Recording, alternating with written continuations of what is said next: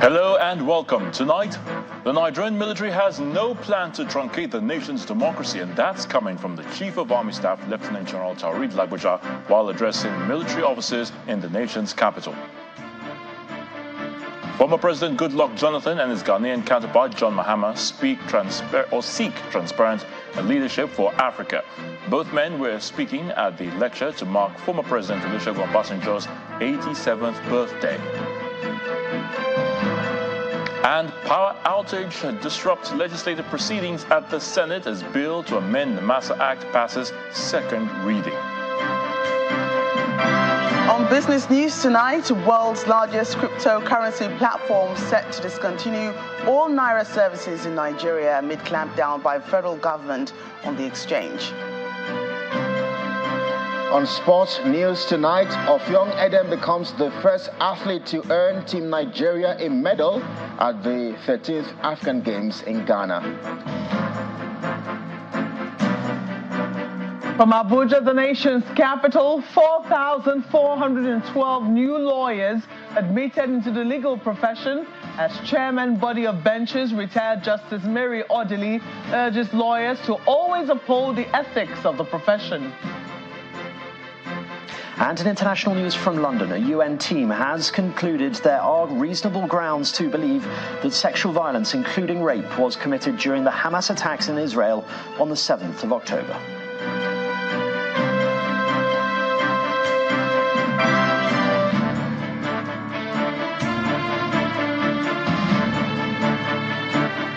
Regardless of what is going on in some parts of Africa where the military has taken over the reins of leadership, the Nigerian military says it has no such plan and that the military will indeed defend the country's democracy.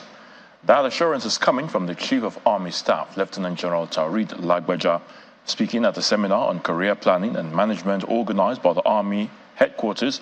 General Lagbaja charged the officers to remain above board in the discharge of their professional duties.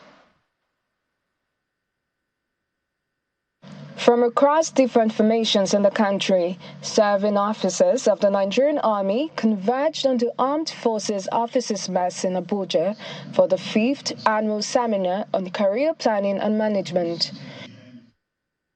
The Chief of Army Staff is the special guest of honor, and he states that the career plan for the Army does not include truncating the nation's democracy, as he reiterates the commitment of the Army to defend civil rule. Permit me to seize this opportunity to reiterate that the armed forces of Nigeria, particularly the Nigerian Army, has come to terms with the country's choice of democracy as a preferred system of governance. We are therefore agents of democracy and have no desire to truncate it. The Nigerian Army will continue to defend our constitution and not suspend it for whatever reason. The idea of the seminar is to equip officers with the requisite knowledge and understanding for career planning and management within the Nigerian Army.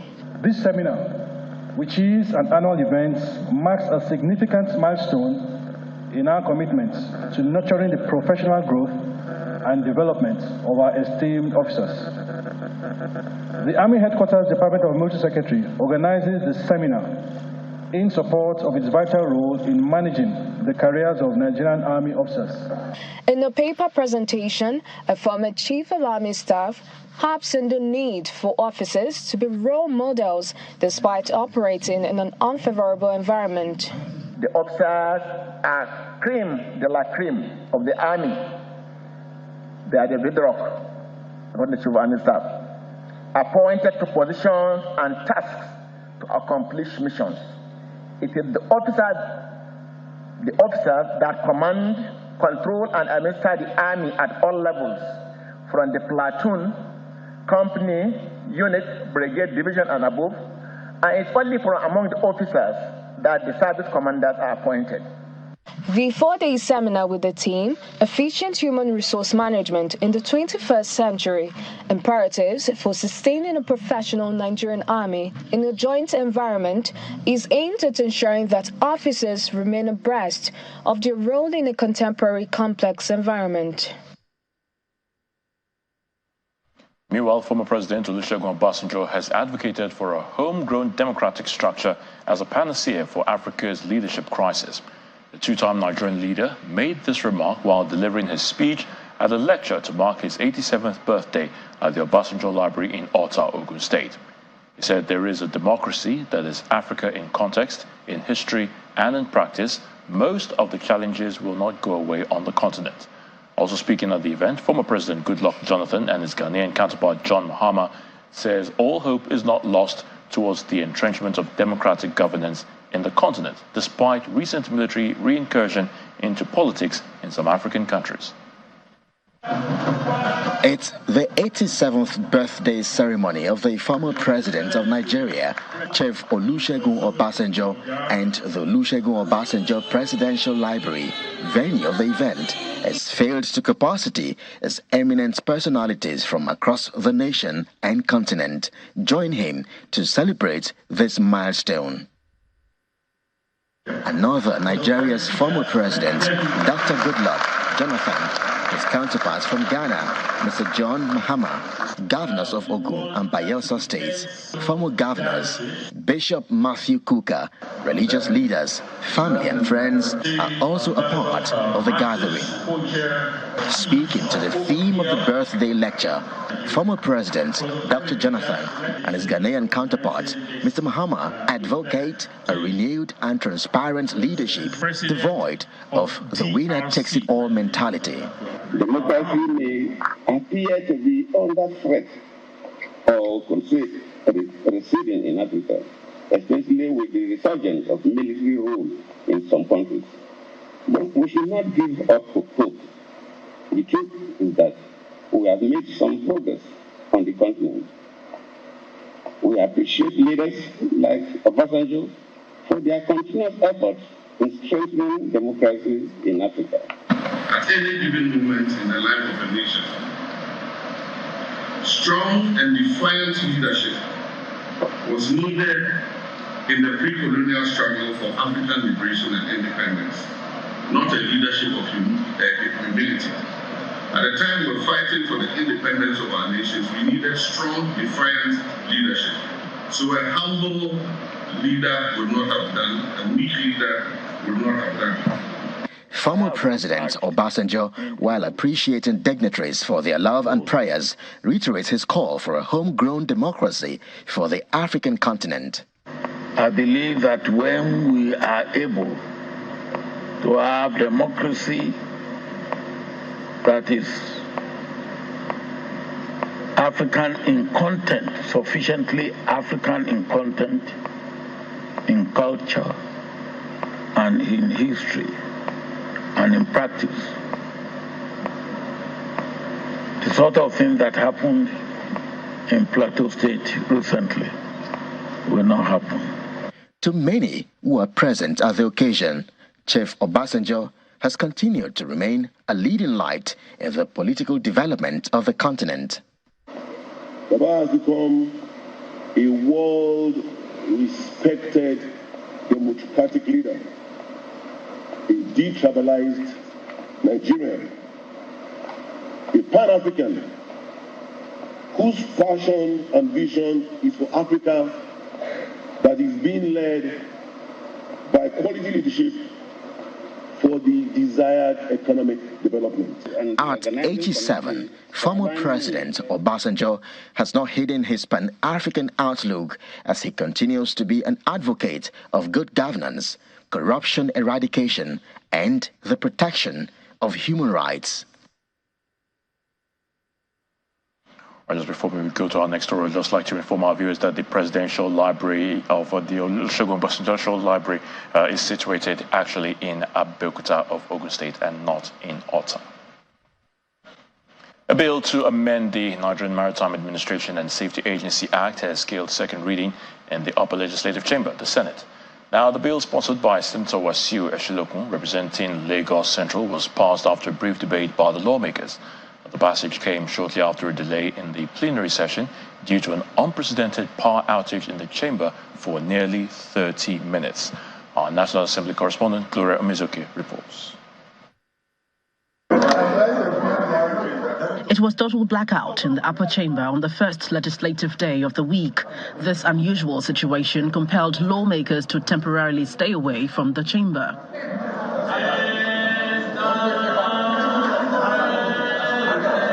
After nearly half an hour, the president of the Senate, Senator Godswill Akpabio, arrived at the chamber apologizing for the delay in commencement. They've assured us that before 1 o'clock, the lights will be okay. If it gets too hot, then we may have to adjourn for a while to allow them to conclude. But I think they are working on it. So I apologize for any inconvenience.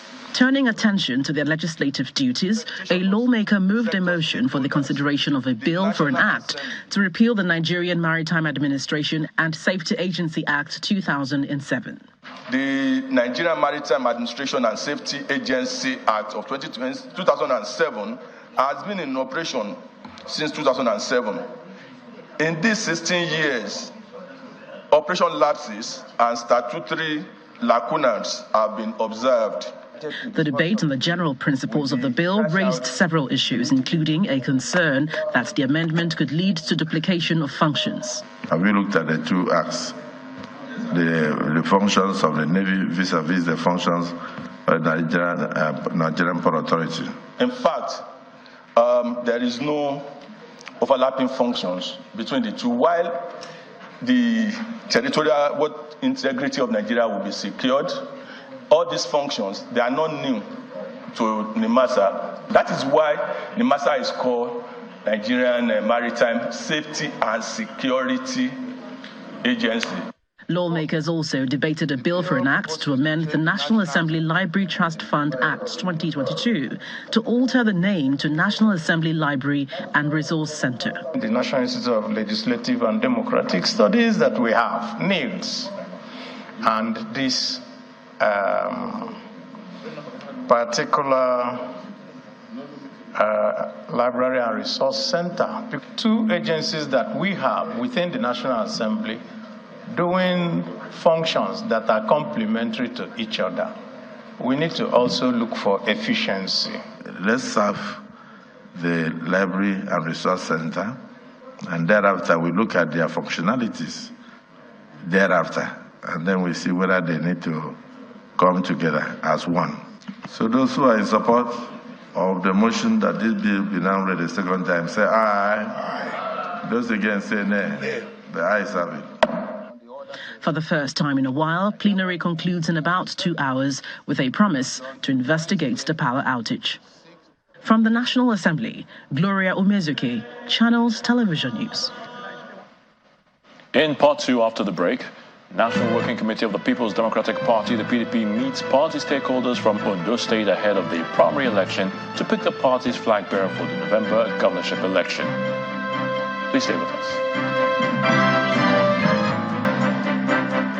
Welcome back. If you've just joined us, you're watching the news at 10, coming to you live on Channels Television from Lagos. A reminder of our top stories. The Nigerian military has no plan to truncate the nation's democracy, and that's coming from the Chief of Army Staff, Lieutenant General Taoreed Lagbaja, while addressing military officers in the nation's capital.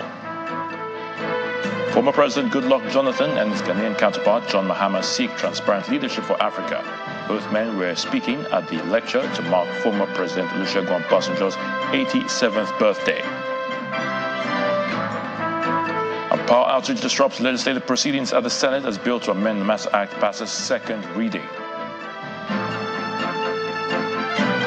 And it's Super Tuesday in the U.S., the biggest day of the 2024 election so far, when people in 15 states will vote for their presidential candidate.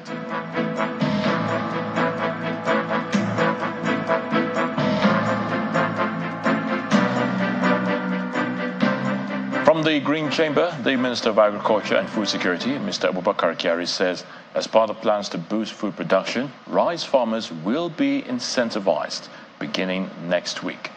Now, the minister was speaking during the sectoral debate on agriculture in the House of Representatives.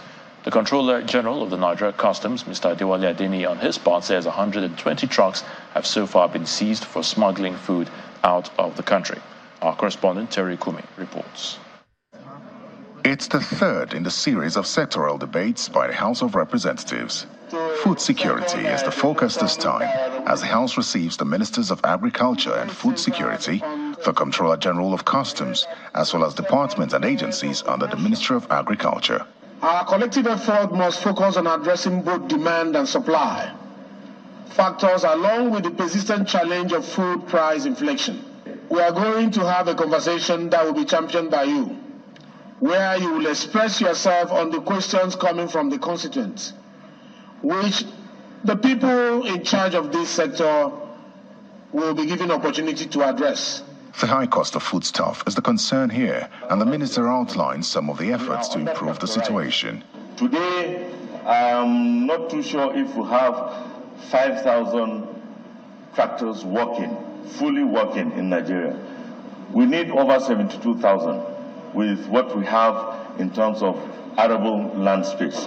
We, at the level of the ministry, we have had a joint meeting between NASA, NatFund, and also Bank of Agriculture to see how we can help and incentivize our farmers by giving them access to low-interest funds. While the Minister of Agriculture attributes the scarcity of food to the menace of smuggling, the Comptroller General of Customs speaks on recent success in curtailing smuggling of food out of the country. For goods that are imported, illegally imported and are seized, President Bola Ahmed Tinubu has directed that we should dispose of this item through direct sales to vulnerable Nigerians. In the meantime, the House, through a motion, resolved to investigate the national security implications of cryptocurrency and other digital assets transactions. The House hereby resolves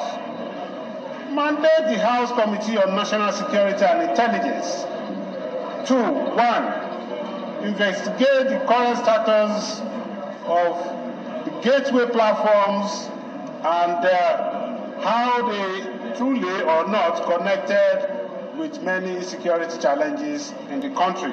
The House is also to investigate the current status of the e-Naira on the global cryptocurrency platform, the cost incurred, processes undertaken, and statutory compliance in creating the digital currency. Terry Ikumi, Channels Television News. The leadership of the People's Democratic Party, the PDP, appear not to be leaving anything to chance as far as preparations for the November governorship election in Ondo State is concerned. At a meeting of the party's National Working Committee and Ondo State governorship aspirants in Abuja, Governor Seyi Makinde of Oyo State says the party is ready to battle for the control of the state. He, however, warns party faithful on the need to remain united ahead of the election. This meeting of the National Working Committee of the People's Democratic Party and leaders from Ondo State is part of the activities lined up to perfect arrangements for the party's Ondo State governorship primary. The party has 8 governorship aspirants, and party leaders in the state are discussing issues relating to zoning, consensus candidate, and the mode of primary to adopt. 3 issues or 4 issues will come to the fore in this meeting. One will be the zoning of gubernatorial candidate.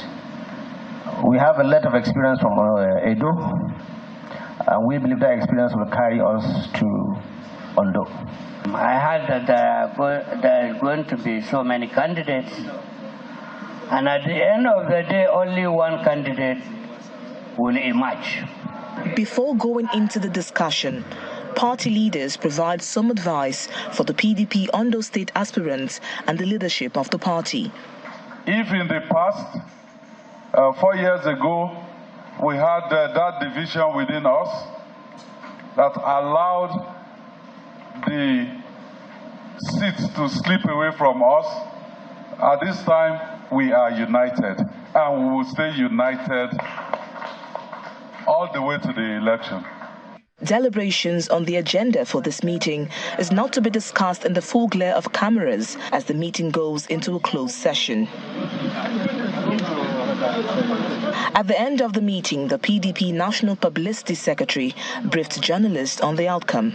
We agree that we will, in every action that we take going forward in this process, that the Constitution will be our guide. Some of the aspirants also speak on the zoning decisions. I can say particularly with respect to zoning, that appears to have been achieved.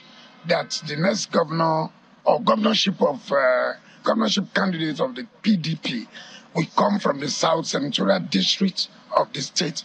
I've been contesting every 4 years to make sure I get the platform of PDP, but the history is that it doesn't belong to us now. We should wait for our zone. And now I'm back in my zone, so I'm sure of getting the ticket. The PDP lost power to the incumbent All Progressives Congress in 2020, and many of the party faithful from the state say they have learned their lesson and are ready to win the forthcoming election in November. Now let's head down to the nation's capital of Abuja, of course, where Mark Wilgun Yusuf is standing by to give us the very latest from Abuja studios. Hello, Mark. Hello, Ayo. It is a great day for 4,412 new lawyers who admitted into the legal profession today. The chairman of the body of benches, retired Justice Mary Odili, urged the new lawyers to always uphold the ethics of the profession and desist from acts that can portray the legal profession in a bad light. She also advised them not to engage in any form of strife, blackmail, or any attempt to run or pull anyone down. The retired Justice of the Supreme Court stated this during the call to bar ceremony in Abuja. Our correspondent Benny Ark reports. A multitude of newly minted lawyers dressed in robes and bibs eagerly await their introduction into the Nigerian legal profession. Out of the total of 5,300 who wrote the bar exam, 4,412 are participating in the ceremony. Of note amongst them is a former governor of Rivers State and Minister of the Federal Republic of Nigeria, Mr. Rotimi Amechi. Also, a notable 251 candidates have achieved first-class honors, accompanied by their families and friends. The body of benchers, under the leadership of retired Justice Mary Odili, led the procession into the hall. Among those present are the Chief Justice of Nigeria, Justice Olukayode Ariola, former justices of the Supreme Court, judges from various courts, and senior advocates of Nigeria. By the powers conferred on the body of bench, the chairman thereafter admits the new wig into the bar. You may now put on your wigs.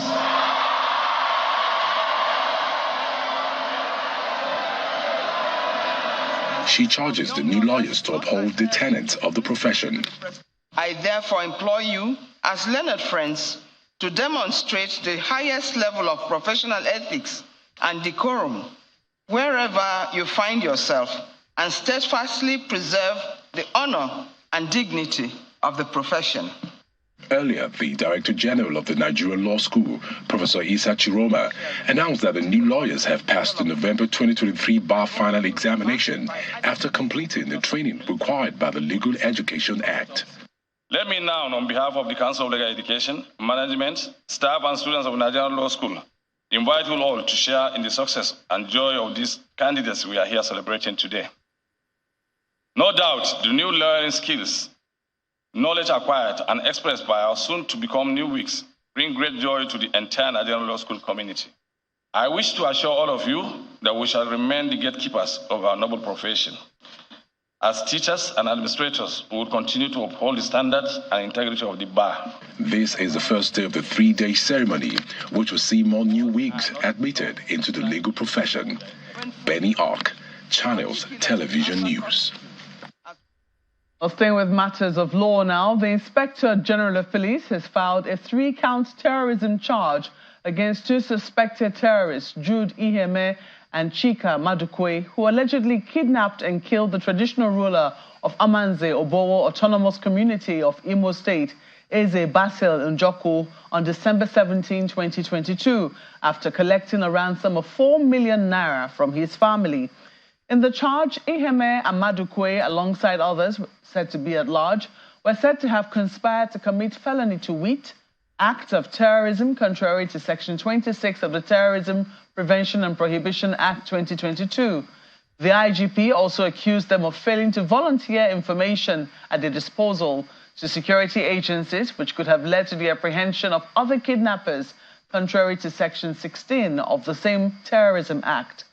When the charges were read to them before Justice Binta Nyako, they pleaded not guilty.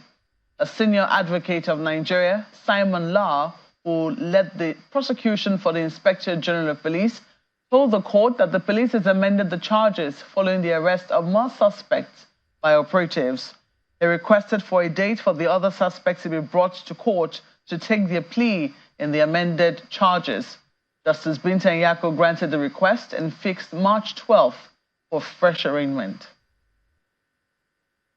And in security matters, residents of Kankara local government area of Katsina State earlier today blocked the Maraba-Kankara-Katsina road to protest incessant attacks by suspected armed bandits in the area. The protest, which commences about 9 a.m., started from the Yagoje community down to Borgadu community, with hundreds of residents appealing to government and other relevant agencies to come to their aid. The protest is coming barely 13 hours after some suspected bandits in their numbers invaded Ungua Boshe community in Kankara town, where they set several houses ablaze and killed an unspecified number of people. The protest comes barely 4 days after residents of Wurma community in Korfi local government area of the state staged a similar protest at Birchi town to register their anger over the spate of bandits attacks and resurgence of banditry in the state. Meanwhile, troops of Operation Hadarin Daji have thwarted a massive abduction attempt by bandits in the Sohuwa Tasha area of Kaura Namoda local government area of Zamfara State. A statement by the spokesperson for Operation Hadarin Daji, Lieutenant Suleiman Omali, says the troops engaged the bandits in a heavy gunfight, forcing them to withdraw in disarray through a river line. According to him, the troops pursued the fleeing criminals, neutralizing one of them along the withdrawal route, while others fled with gunshot wounds. During the tactical rescue operation, 8 females and 7 males successfully escaped the clutches of the bandits, emerging unharmed. In other news, workers of the Public Complaints Commission have petitioned the Economic and Financial Crimes Commission, the EFCC, over what they allege as financial crimes and discrepancies in the commission. The petition was lodged by the chairman of the Parliamentary Staff Association of Nigeria, PCC chapter, Mrs. Margaret Ebeku, at the headquarters of the EFCC in Abuja. Meanwhile, she is vowing that the workers will continue their industrial action against the management of the commission, despite an alleged detention of labor leaders by the police. Gathered here at the headquarters of the Economic and Financial Crimes Commission are members of the Public Complaint Commission chapter of the Parliamentary Staff Association of Nigeria.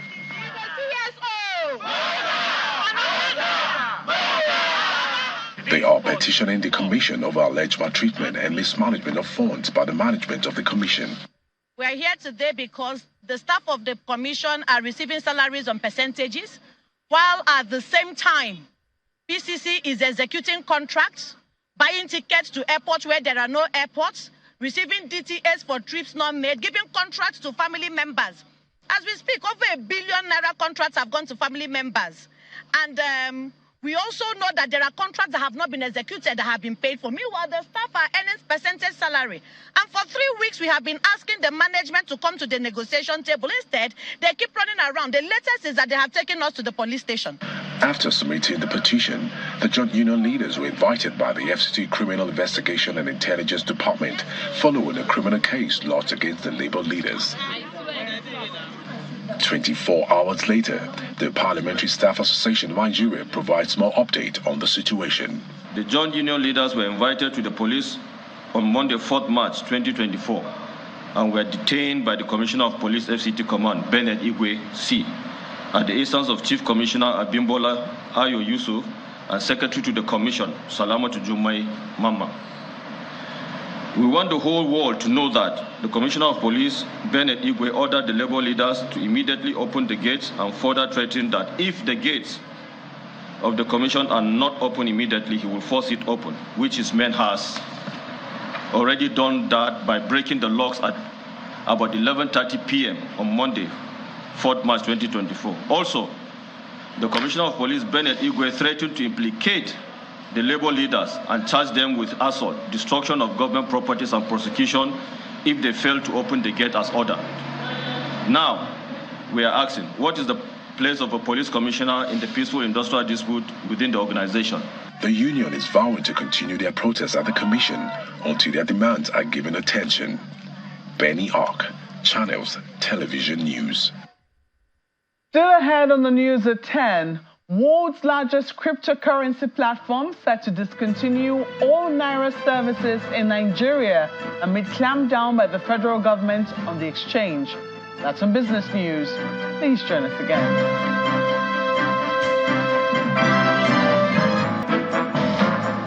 Welcome back to the news at 10. The Minister of Information and National Orientation, Mr. Mohammed Idris, has advised Nigerians, particularly storytellers and content creators, to take advantage of the opportunities that abound on the movie streaming platform Netflix. Mr. Idris, who made the call during a meeting with representatives of Netflix in Abuja, urged the streaming service to regulate its content in a way that will preserve the culture and values of Nigerians. Only urge you to please remain within the confines of what you know that is acceptable to us, what you know that is not culturally harmful, what you also know traditionally, also harmful to our people, because our culture, our tradition, our way of life means a lot to us. But we can see since 2016 that you are there. I mean, we know that you have tried as much as possible to abide by that. Otherwise, you probably would have been taken out of it. We'll take advantage of Netflix. We urge Nigerians to take advantage of Netflix. A platform that is being viewed by over 260 million people, that is available in over 190 countries. What more can you have? We are doing a process of what we call the reverse Japa here. Reverse Japa in the sense that in the past it's always that our young people are always leaving this show and going outside the country. We are doing a thing. Our government is deliberately targeting our people to work with international organizations such as yours, international platforms, while remaining in Nigeria. We're talking health now. At least 25% of adults and 22% of young adults living with HIV/AIDS have experienced some form of stigma. This is according to the country director of the Joint United Nations Program on HIV/AIDS, Dr. Leopold Zekeng, at an event to commemorate the United Nations Zero Discrimination Day.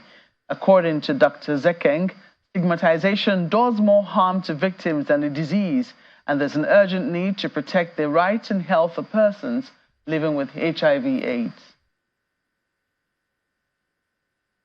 Stigma and discrimination in the context of the AIDS response will increase people's vulnerability. AIDS will deter people, so to having access to services, so you may have health facilities around, you may have drugs, but because of the stigma and discrimination, especially from the healthcare professional, so they would not have access to those services. They would not take the pills, they would not be virally suppressed, and then they would die, or they continue in transmitting the infection. Stigma and discrimination will deny people with HIV and AIDS from job opportunities. We know a situation where, so even without consent, so testing, HIV testing will be done. This is not good. This is not acceptable. And WHO asks us to abide by the 5 C's, one of the C's being the consent, so we need to be consenting. Stigma and discrimination. Because of stigma and discrimination, we'll see some landlords, so just canceling rents, so because they don't want people, in their vicinity. We've seen situations where the children are denied access to school and they're denied access to justice, so even this is the basic right. And the federal government says it is planning to use digital technology solutions to conserve endangered wildlife in the nation's ecosystem. The Minister of Environment, Mr. Balarabe Lawal, made the call at an event to commemorate the 2024 World Wildlife Day in Abuja. The World Wildlife Day is a special day set aside by the United Nations to draw attention to issues of wildlife and forest crime in Nigeria. Nigeria is joining the rest of the world to mark the 2024 World Wildlife Day, and the theme for this year's edition is Connecting People and Planet, with a sub-theme, exploring digital innovation in wildlife conservation.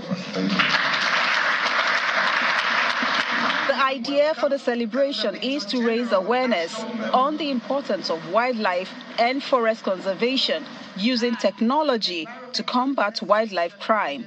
We are going to leverage artificial intelligence, data analysis, and citizen science, which enable us to gather vital information, engage local communities, and implement targeted conservation interventions. That it is critical for us to understand what further steps might be required in order to tackle the illegal trade in wildlife and forest products. We are therefore particularly pleased to be able to share with you in a little while the findings and recommendations from the IC Quick Toolkit Assessment for Nigeria.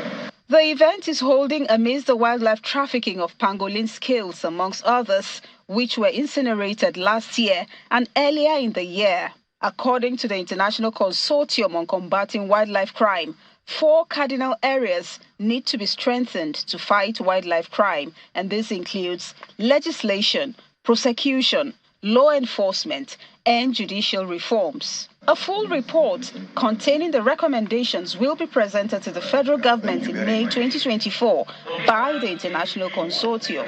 By harnessing the collective power of technology, we can unite our efforts to safeguard biodiversity and ensure sustainable future for our generation yet to come. The minister also announces plans to set up wildlife tribunal as well as incorporate laws of the environment into university curriculum. Issue with regard to our environment, that they must put our environment at the front burner of whatever they do. So we are trying to get the universities to include environmental law as part of their courses in the university. That will address all the issues that has been raised. Meanwhile, the federal government has inaugurated a working group on environmental standards to improve guidance on the protection of the environment. And that's it from our Abuja studios. It's back now to you, Ayo. Many thanks, Markwe. MTN Foundation has launched the second phase of the MTN Yellowpreneur, a CSR initiative which is aimed at supporting women entrepreneurs through capacity building and equipment funding. Now, the call for application was announced today at the company's head office in Lagos. This media parley, made up of representatives from MTN Foundation, project partners, and journalists, is convened as the foundation commences the second phase of MTN Yellowpreneur, one of the foundation's CSR initiatives that contributes to the reduction in women unemployment. Understanding the need to support women empowerment in business and provide them with some of the resources, opportunities, protections, and skills they need to achieve their full potential. The board of MTN, therefore, Foundation approved the rollout of the MTN Yellowpreneur. With capacity building being the focus of Yellowpreneur, the first phase of the program had 4,711 female entrepreneurs trained in the fundamentals of business management and development. Drawing from this success, the foundation decides to increase the stake for prospective participants in the second phase. In this phase, MTN is investing about 600 million, and of the 600 million, about 450 million is actually for the funding.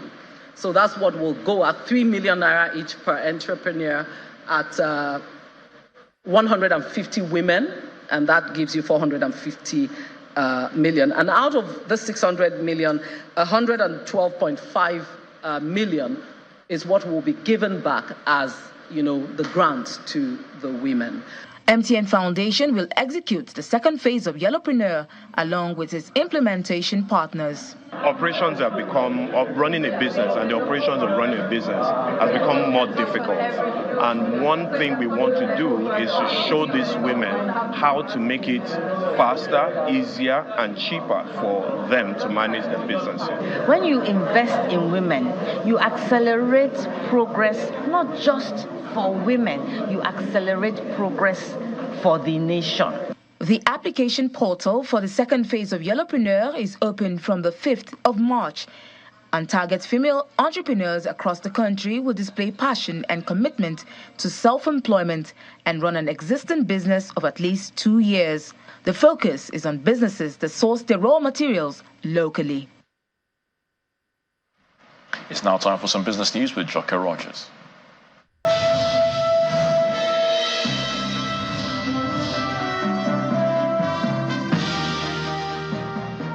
Thank you, Ayo. Today we'll bring you more business news now, this time away from the telecom sector. The world's largest cryptocurrency exchange, Binance, says it's set to end all its Naira service in Nigeria by March the 8th. This follows the recent clampdown by the federal government on the exchange over its alleged involvement in several financial issues, particularly the country's lingering forex crisis and terror financing. A statement from the company explains that it will stop supporting Naira deposits on its platform with effect from today, March the 5th. Meanwhile, cryptocurrency Bitcoin tumbled earlier today, shortly after reaching a new all-time high for the first time in more than 2 years. Analysts say the price of the cryptocurrency hit $69,210 before recording a pullback. The losses deepened in late afternoon trading as it traded lower by 10% at $60,793. The International Monetary Fund has stressed the need for the federal government to prioritize the full implementation of its cash transfer program to aid vulnerable households before contemplating adjustments to the existing fuel and electricity subsidy framework. According to a statement released at the end of its visit to the country, the IMF says the established social safety net program designed to disburse cash transfers to the poor and vulnerable needs to be operational to its fullest capacity. This approach ensures that the economically vulnerable segments of the population remain shielded as the government contemplates adjustments to the existing fuel and electricity subsidy framework. It adds that the continuation of capping fuel pump prices and electricity tariffs below their recovery costs could lead Nigeria to incur fiscal costs of up to 3% of its GDP in 2024. Now to the domestic equities market, which continues bullish sentiments for the second straight day as investors demand stocks of Transcorp Power. John Mekwa tells us more.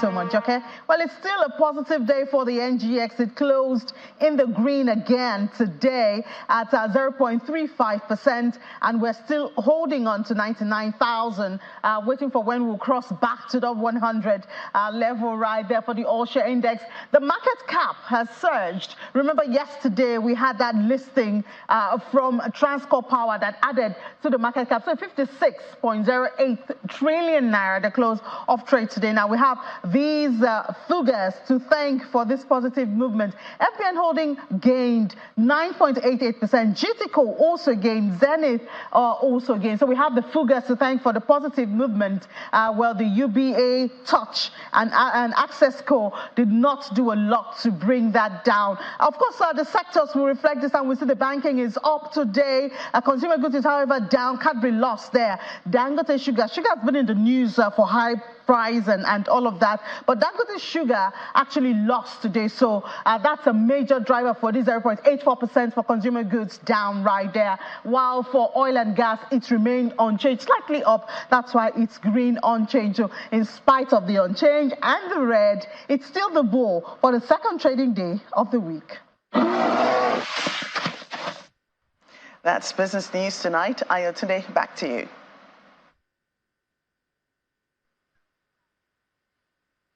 Thanks, Joke. The United Nations Relief and Work Agency, the UNRWA, is facing immense pressure to ultimately end operations in Gaza.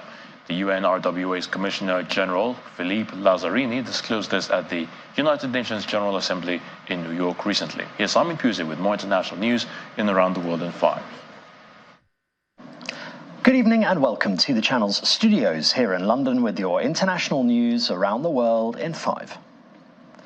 A UN team has concluded there are reasonable grounds to believe sexual violence, including rape and gang rape, was committed during the Hamas attacks in Israel on October the 7th. They also said there was convincing information that hostages had been subjected to sexual violence. The trip was led by Pramila Patten, the UN Special Representative on Sexual Violence in Conflict. Hamas has denied its gunmen sexually assaulted women during the attacks. These happened in at least 3 locations: the Nova Music Festival site and its surroundings, Road 232 and Kibbutz Re'im. Hamas gunmen infiltrated southern Israel on the 7th of October, killing about 1,200 people and taking 253 others hostage.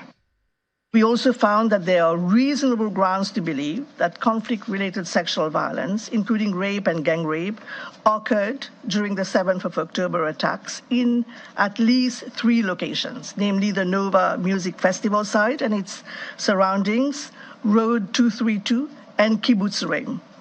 And in most of these incidents, victims were first subjected to rape and then killed, and at least 2 incidents relate to the rape of women's corpses.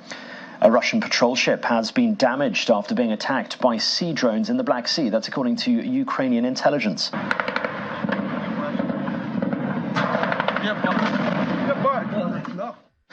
The Sergei Kotov was allegedly hit in the early hours of Tuesday morning. Ukraine's military intelligence service said the Black Sea Fleet ship suffered damage to the stern as well as the right and left sides. The Sergei Kotov is one of 4 patrol ships completed for the Russian Navy's Project 22160. It had previously been attacked by Ukraine in September last year. At least 35 people have died, while dozens more are injured after freezing rain and unexpected snowfall hit remote areas of Pakistan over the weekend. 22 children were among the fatalities, many of whom were crushed in landslides that buried their homes. The extreme weather hit Pakistan's northern and western regions, clogging roads and damaging hundreds of houses. Experts were surprised by the snow, as Pakistan is typically humid in March. Mushtaq Ali Shah, a former director of the country's meteorological department, attributed the unusual conditions to climate change. US voters head to the polls in 15 states later, spanning the breadth of the continent from Maine to California and Alaska to Alabama. At stake are more than a third of the delegates to this summer's Democratic and Republican conventions, which will determine the 2 major parties' presidential candidates. In the Republican contest, 874 of the 2,429 delegates will be up for grabs, while the Democrats will award 1,420 delegates. This year's Super Tuesday is not expected to generate many surprises, with Joe Biden and Donald Trump continuing their march towards a rematch of the 2020 election in November. China's Coast Guard has fired water at a Filipino boat in the disputed territory of the South China Sea. Earlier, the Philippines accused China of dangerous maneuvers after their Coast Guard vessels collided in the area.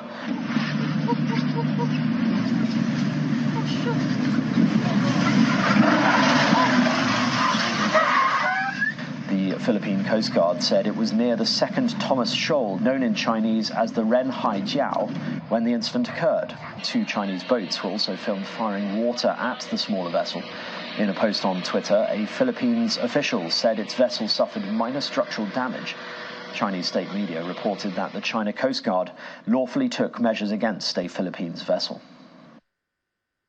And the Princess of Wales will attend the Trooping the Colour ceremony on the 8th of June, her first official duty to be confirmed since she underwent surgery. The 42-year-old future Queen has not been seen on official duties since late December, when she was pictured on a Christmas Day walk with other members of the royal family in Sandringham in Norfolk. She was admitted to the London clinic for a planned abdominal operation on the 16th of January. There has since been speculation about her condition.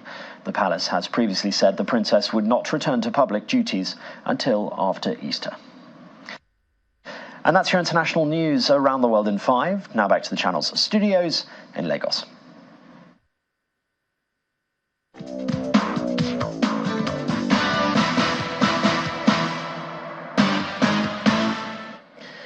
Thanks, Simon. On sports news, we begin with the 13th African Games in Ghana, where Ofiong Edem is the first athlete to earn Nigeria a medal after finishing in top 3 in the women's singles table tennis event at the Accra International Conference Center. The Spain-based star lost in the semi-final to defending champions Dina Mesrev of Egypt to settle for a bronze medal, just like she did at the 2019 edition in Morocco. Although the official opening ceremony is scheduled for Friday, the table tennis event has already served off at the multi-sports event.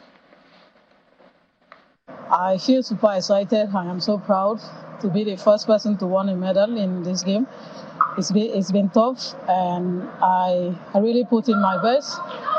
And I had this opportunity to play well because we were in World Championship, and this helped a lot. And I want to thank the Nigerian Federation for making that possible to go to World Championship, because that served like a training tour, and that is the reason why I did very well here. The Egyptian, the reason why they are at the top, they play a lot of tournaments. We don't have that opportunity, but nevertheless, I am always very calm whenever I'm in a tournament. I don't feel stressed for anything. I just try to do my best.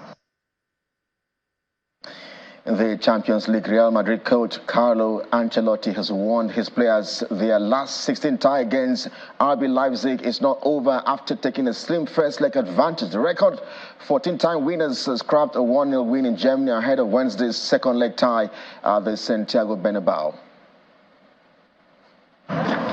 The first game was difficult for us. They had a lot of opportunity. Lunin did really well. Of course, there we can improve. Where we were dangerous, it was in transition. Tomorrow, I think it will be a little bit different game. They can play more in transition than us.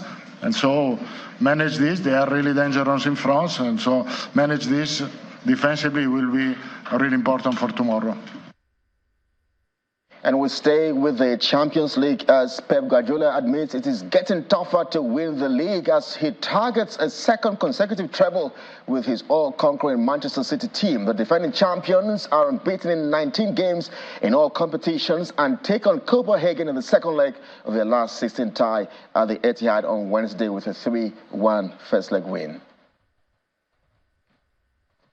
I know what happened against United, against Galatasaray, how difficult it was for Bayern Munich to beat them in Copenhagen. They were not able, Bayern Munich, to beat Copenhagen in Munich. So I know perfectly the strength, the quality, because we played 2 years in a row with the same manager. So, of course, they have a strong link striker, so you can link with them. They have a pace in the transition. They link inside a lot of time. But especially what I like a lot is the way they defend, they compact, and really, really good movements they do.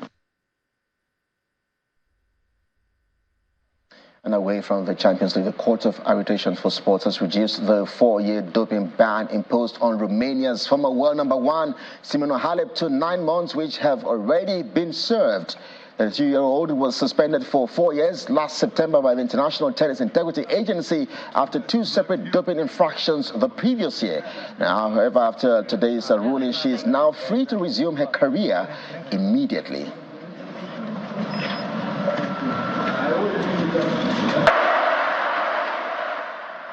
It's good to see her back. That's Sports News Tonight. I'm Kelly Giga. It's back to Ayo.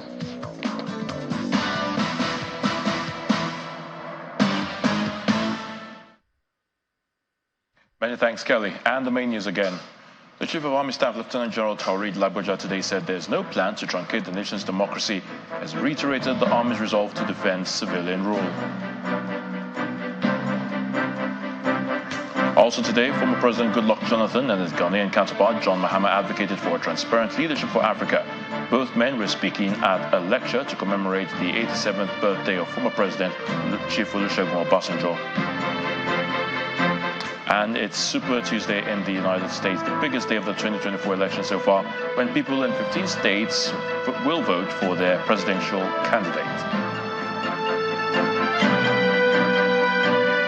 That's the news at 10 tonight. Thank you for watching. I'm Ayo Tunde.